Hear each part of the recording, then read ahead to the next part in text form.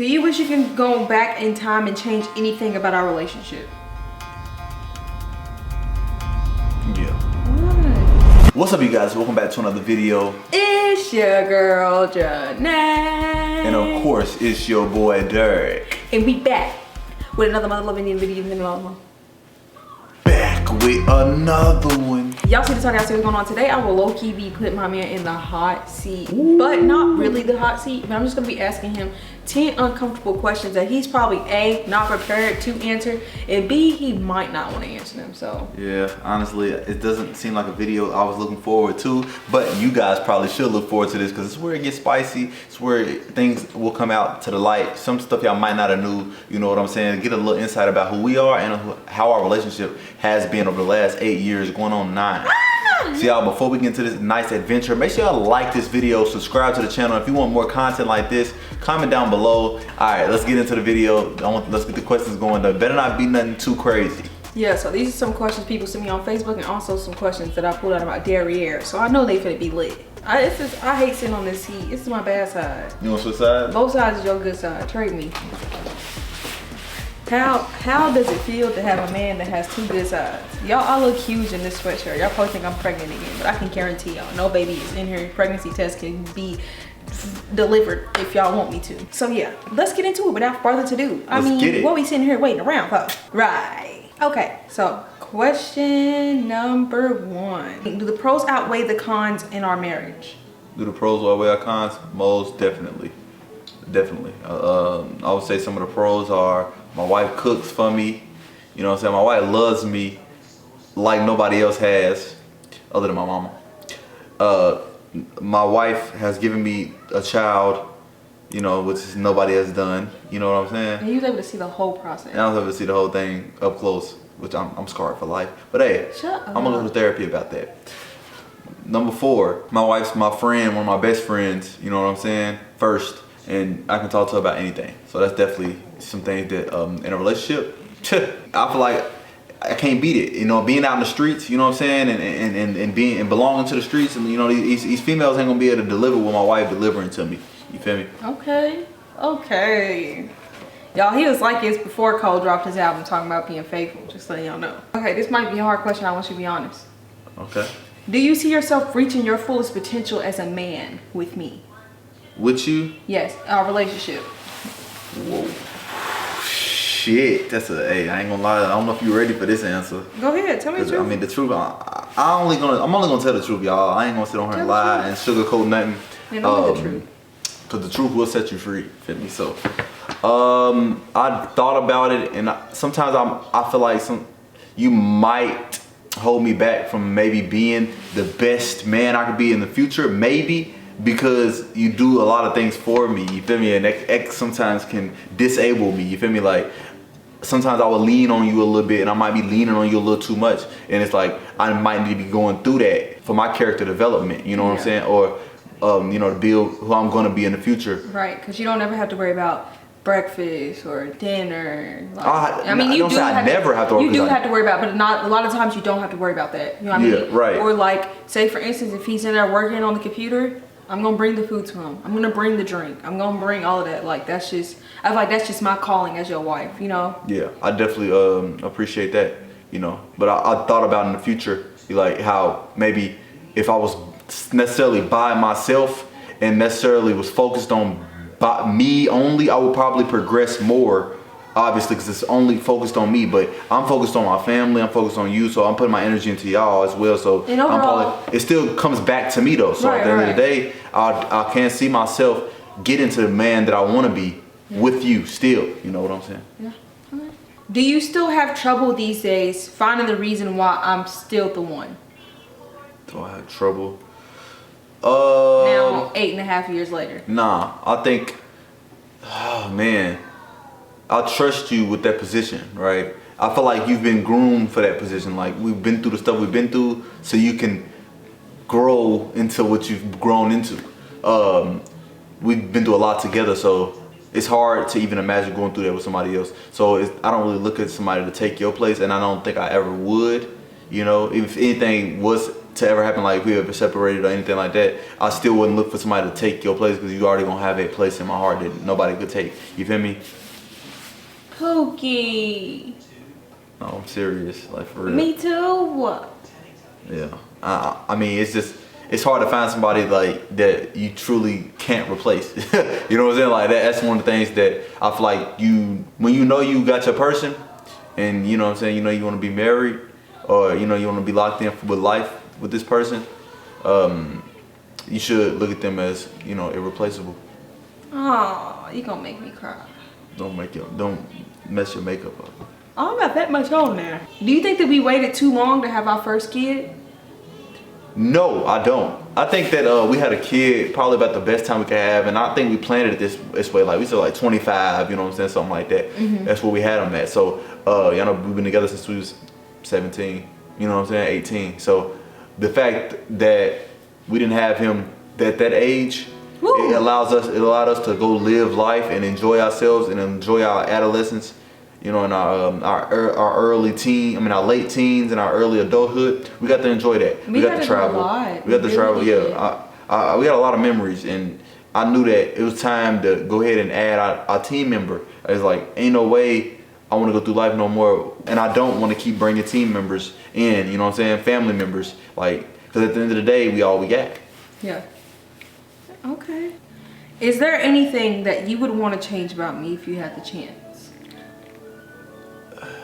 If I could change anything about you, tell the truth. I won't. You know, I'll try not to be. Okay. In my feelings. Honestly, I think that this might be the only thing, and it's one thing I struggle with coming into the relationship. My sex drive is high, and it's just part of me. I guess that's how I've always been. But I was exposed to sex early. You know what I'm saying? So it's probably a lot of that. My sex drive could stem from, you know what I'm saying, the early exposure to sex, and I probably need to dive deeper into that, you know, and I have over the years. But I would say that your sex drive is lower than mine. So if anything, I would just say I would probably, you know, boost it up a little bit to get it to where a little closer to mine. You know what I'm saying? Pour a little chemicals in there to make it. Yeah, something. Get your hormones up a little bit, you know what I'm saying? But I can do that naturally anyway. You know what I'm saying? I'm working on it. I'm trying to get better, y'all. Yeah, but that's fine with me. Like I said, I ain't want a female that had too high of a sex drive, because then honestly, you know, you got some. A little sus. Exactly. So now it's like, how high is your sex drive? It's higher than mine. We got some problems. Because now you might, now when I'm not giving you it, where are you gonna go get it from? Not you. But I'm just saying, like. No. That's a good question. if you would have met me and I would have told you, yeah, off the dribble, you know, we 17. I told you my body counts 15. Your whole perspective of me would have probably changed, and you probably wouldn't have took me as serious, you know. Right, exactly. You probably would have pounded me and left, and we wouldn't be here today. Yeah. Hey, the beauty. Do I know everything about your past relationships and flings? You know everything? Yes. Yeah, you know everything. I told her, you know, everything that she needed to know years ago, you know, and it was really for her sanity and just to protect her, you know, in the future, just so nobody could be like, yeah, I know this and she don't know it. I don't want another woman knowing something that my woman don't know. Right. You know, because that just makes me look stupid. You know, at the end of the day, like, like women can laugh behind her back. Women can laugh behind her back. She know everything. So yeah, I know everything. That's the best way to go, if you ask me. I felt that I needed to sacrifice all those old flings and all those, you know, secrets that I had, because the greater and the bigger picture was at risk, and I knew that the bigger picture is what mattered, and that's what we were trying to get to. Okay. Do you wish you can go back in time and change anything about our relationship? Yeah. What? I just wish I didn't treat you how I treated you in the beginning of our relationship. I didn't treat you the best. I wasn't the most, you know, the best boyfriend I could have been. I know we was kids, and I know we had to learn from stuff and stuff like that, but I just, you know, feel like I could have treated you better, you know, and I feel like another thing I really kind of feel like I should have did better in our relationship. I wish I would have, even though I put thought into it, I wish I would have proposed a different way. I wish I would have took you out and did something very special. Even though I did it in front of our people that, you know, all our friends and all our people we cared about. I just feel like I wish I would have, you know what I'm saying, got to put put you in a night that you know what I'm saying, was never gonna forget. You feel me? I wasn't gonna ever forget that. I'm still not gonna ever forget that. I know. I mean, I feel like everybody's stuff they got going on is different. You know, I'm happy with our proposal. I'm happy with being married. You know, like we don't have to do all the stuff that we see on social media. You know what I mean? If we being honest, if social media didn't exist, we wouldn't see nobody's proposal. We'd have to come up with it from our head, and that's what you did. You came up with it, and you did it with the people that love me and the people that love you, and I feel like that's all that matters, you know, like, cause yeah, you could have flew me to Hawaii and did it there, but I mean, at least it was around people that we know, cause who's to say everybody was gonna be able to fly to Hawaii and do this and do that. Right. But I feel like it was time for us to get engaged and to get ready to start talking about marriage fully and completing the process, you know, because we didn't have no wedding or anything. And I'm still not, you know what I mean, I'm not one of those people that's bothered about that. I feel like weddings and stuff are very private and sacred events, and a lot of the times you are funding an event for other people's happiness. But truth be told, I mean, it's not other people's happiness because it's really your marriage, but really like, I mean, it's really your wedding, but it's like really like, that type of stuff is just very stressful, you know? And I realized that with a little baby shower. So yeah. I feel like we saved ourselves a lot of stress, and we got to personally do it. Like nobody was able to second guess or talk about, and you know what I mean? Nobody's other energies was around. And I feel like us actually getting married was one of the most beautiful things that I ever experienced, you know? Yeah. And I would not change that. I don't give a fuck if I seen a quadrillion-dollar wedding tomorrow. I would not ever doubt what we did and what we built, you know? Like, I feel like it's to have some things to private is beautiful. Yeah. To keep some things, you know, like beautiful. You know, when we got proposed, there was what, 20 people in there? In our home, in our home, you know what I mean? What we built. So I'm happy with that, you know. Of course anybody would say, yeah, we should go to priest and get proposed, or we should go to wherever. Of course anybody's gonna say that. Let's be real. But hey, whatever we got, what we got going on is what we got going on, and that's our story. So we supposed to get proposed just like that, and we supposed to get married just like that. We still gonna have a wedding. We are married, but we still gonna have a wedding, and it's gonna be, you know, a big one. So. Yeah, we've been married for a year and a half, and no lie, I have always dreamed of having a wedding. Don't get me wrong, but I never dreamed of having a wedding without kids. I want my flower girl, and I want my son with the ring.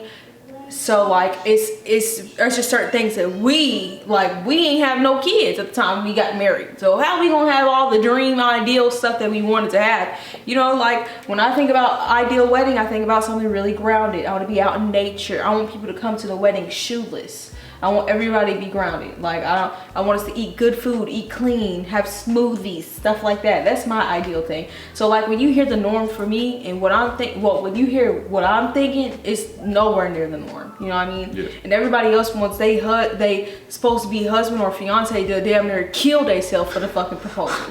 And it's just like, bro, no, I don't want you to have to do all that. Don't put us in debt. Don't do this. Don't do that. Just to think and try to feed to your brain that's what's gonna make me happy. No, what's gonna make me happy is me physically seeing you get down on one knee and proposing to me and changing my last name. And you know that's what I want from the triple. Change my last, I don't give a fuck how we do it, change my last name. Yep. So, yeah. It's changed. It is. Where's your ring at? I have on my what's my ring today. Okay. So I can live. Alright, next question. It seemed like that question was a little sentimental for you. Yeah. It's the hot seat for a reason. And you regret how you proposed to me, for real? Let me think about it sometime. Like maybe I can do another one. So. I mean, yeah, I ain't gonna lie though. One thing that I do say I wish could have been different about the proposal is there were certain people there that did not deserve to be there. Yeah, but at that point, okay. That's nothing that we really can control. When you're on good terms with people at certain points, and you're not. Hey, it's just the life. It's the journey. It's what happens. Do you truthfully see us being married until we're old? I do.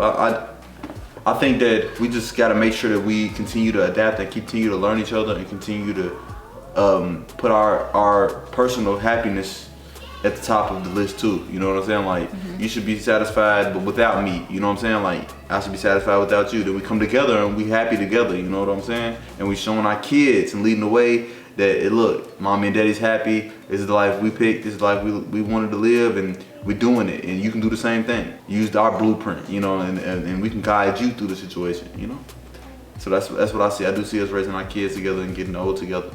Okay, I see that too. Taking Lux into baseball practice and our future daughter to gymnastic practice. Okay. Is there a secret you've been keeping from me that you think could change how I see you? No, you know everything. The fact is, man, I don't like secrets.